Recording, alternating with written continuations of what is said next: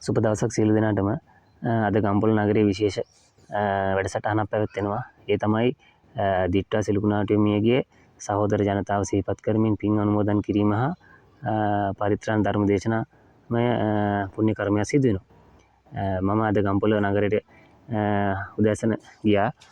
ඒ මොහොතේ තමයි දැක්කේ. මම ඉතින් දන්න නොදන්න සියලු දෙනාම පොඩි දැනුවත් කිරීමක් කරන්න තමයි මෙම වීඩියෝ එක කරේ. මෙම පින්කම් මාලා සංවිධානය කරලා තියෙන්නේ ගම්පොළ තරුණ බෞද්ධ සංගමය හා ශ්‍රී චක්කින්දාරාම පුරාණ විහාරයේ ගංගසේපුර උඳුව පෙරහැර කමිටුවේ සංවිධාන ශක්තියින් කියලා තමයි පවසන්නේ.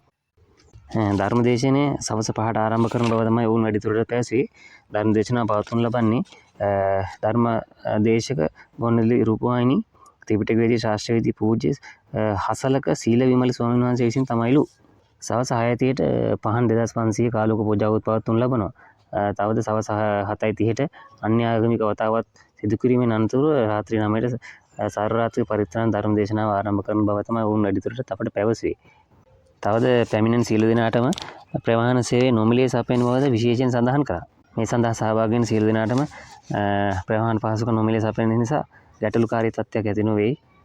දානමය පුණ්‍ය කර්මය 27 වෙනි දින පෙරවරු 11 සිට පවත්වන බව සංවිධායක මණ්ඩලය දන්වා සිටිනවා. මම කියන්නේ දිට්ඨා සිලුකුණාටුවෙන් මියගිය සියලු දෙනාටම පින් අනුමෝදන් කිරීම සහ දානමය කටයුත්තට අපිත් සහභාගී වෙමු කියලා තමයි එල්ලීමක් කරන්නේ. දන්න අයට සහ නොදන්න අයට මේ සම්බන්ධව දැනුවත් කරන්න මමත් ගම්පොළ නගරයේදී දුටු දෙයක් තමයි මේ පොඩි වීඩියෝ එකකින් ඔයාලව දැනුවත් කළේ. එහෙනම් හැකියාවෙන් අපිත් අපේ සහෝදර ජනතාව සිහිපත් කිරීම සඳහා පින් අනුමෝදන් කිරීම සඳහා සහභාගී වෙමු.